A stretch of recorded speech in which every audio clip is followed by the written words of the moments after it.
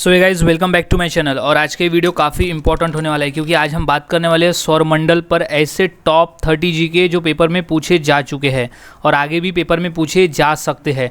तो सभी क्वेश्चंस के आंसर अच्छी तरह से याद में रख ले, अगर ये पेपर में आते हैं तो आप इसका सही आंसर दे सको। सो गाइस शुरुआत करते हैं आज के हमारे ये सौरमंडल पर जीके के। तो सबसे पहला प्रश्न है, सौरमंडल की खोज किसने की थी। क्वेश्चन इंपॉर्टेंट है और क्वेश्चन 2 बार पूछा भी जा चुका है। तो सौरमंडल की खोज किसने की थी, तो इसका राइट आंसर है option number D, Nicholas Copernicus. Nicholas Copernicus नामक एक वैज्ञानिक है जिसने सौरमंडल की खोज की थी। सो आंसर अच्छी तरह से याद में रख ले कि निकोलस कोपरनिकस ने सौरमंडल की खोज की थी। अगला सवाल है, सौरमंडल का जन्मदाता किसे कहा जाता है। क्वेश्चन इंपॉर्टेंट है और ये क्वेश्चन 2 से 3 बार रिपीट भी हो चुका है। तो इसका सही जवाब हो जाएगा ऑप्शन नंबर ए, सूर्य। सूर्य सौरमंडल का जन्मदाता सूर्य को कहा जाता है। सौरमंडल का जन्मदाता सूर्य को कहा जाता है। अगला सवाल है, सूर्य का सबसे नज़दीकी ग्रह कौन सा है। क्वेश्चन इंपॉर्टेंट है और ये क्वेश्चन रिपीट है। सो क्वेश्चन ये पूछा जा चुका है। सो इसका जो सही जवाब हो जाएगा वो है ऑप्शन बी, बुध ग्रह। बुध ग्रह जो है वो सूर्य के सबसे निकट वाला ग्रह है। बुध ग्रह जो है वो सूर्य के सबसे नज़दीक वाला ग्रह है। अगला सवाल, शुक्र ग्रह को किस नाम से जाना जाता है। शुक्र ग्रह को, ये क्वेश्चन गाइस 2 से 3 बार आया हुआ है। ये सेम प्रश्न, शुक्र ग्रह को किस नाम से जाना जाता है। सो इसका सही जवाब है ऑप्शन नंबर डी, सभी। यानी ऑप्शन नंबर हमारे ए में दिया हुआ है सौंदर्य का देवता, बी में है जुड़वा ग्रह, सी में है सांझ का तारा या भोर का तारा। सो ये तीनों ऑप्शन है वो तीनों ऑप्शन राइट है, यानी तीनों ऑप्शन उसे कहा जाता है। तो ऑप्शन नंबर डी जो है वो सभी, यानी तीनों ऑप्शन जो है वो सही है। तो ऑप्शन हमारा जो डी हो जाएगा वो सभी, यानी ये सभी जो विशेषताएं है उसे कहा जाता है। अगला सवाल, सूर्य का सबसे दूर वाला ग्रह कौन सा है। क्वेश्चन इंपॉर्टेंट है और ये क्वेश्चन पूछा भी जा चुका है। सो इसका राइट आंसर हो जाएगा option number A, Neptune. Neptune जो ग्रह है वो सूर्य के सबसे दूर है। सबसे पास है बुध और सबसे दूर है नेपच्यून। सबसे दूर है नेपच्यून।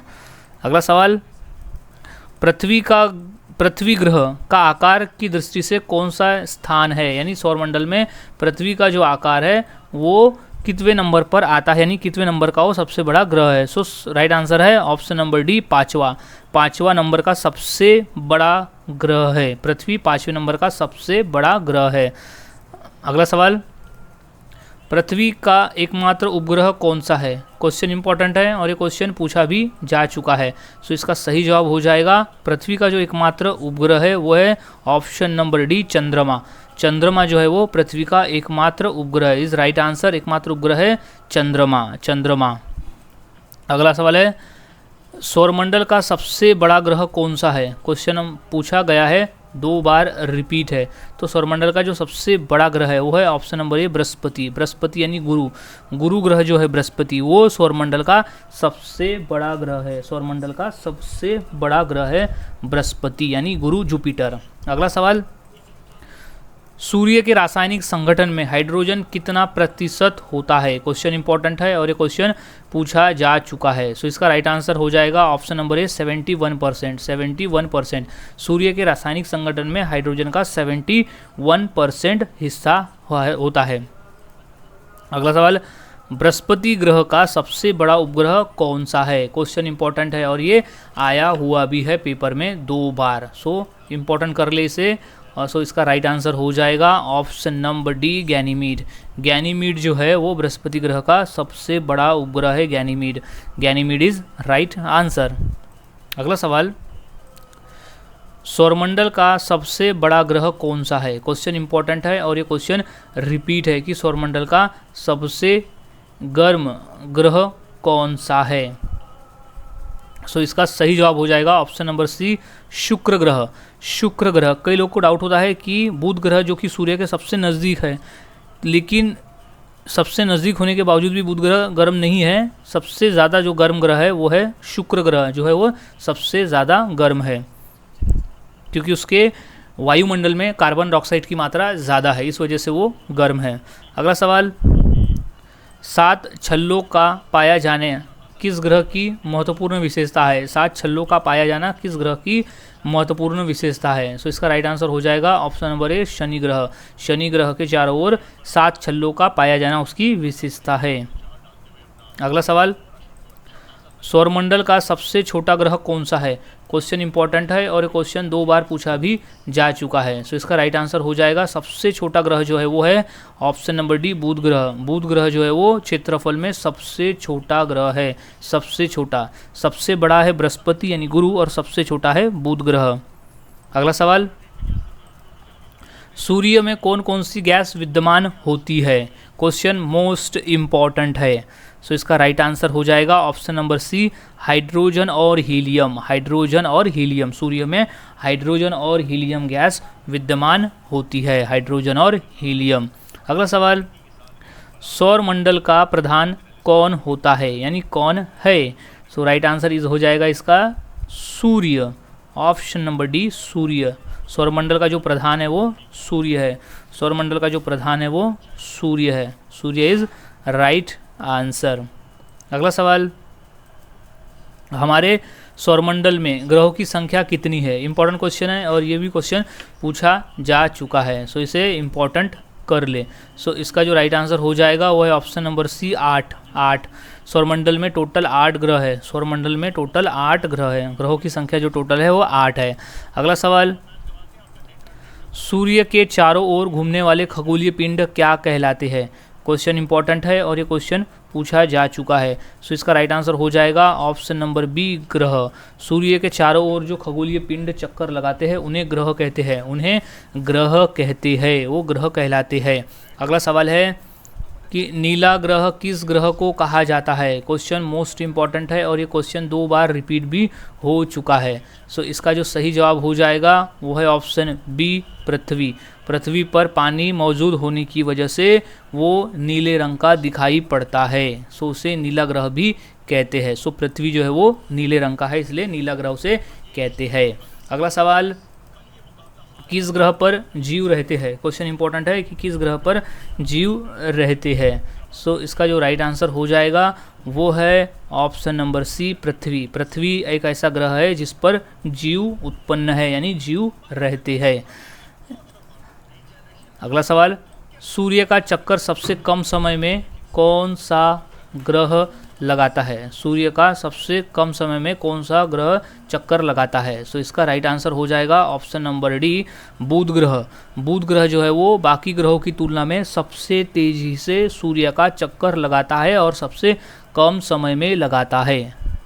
अगला सवाल, लाल ग्रह किस ग्रह को कहा जाता है? क्वेश्चन इंपॉर्टेंट है और ये क्वेश्चन रिपीट है। सो ये क्वेश्चन पूछा भी जा चुका है 2 से 3 बार। सो इसका राइट आंसर हो जाएगा लाल ग्रह कहा जाता है ऑप्शन नंबर बी, मंगल ग्रह को।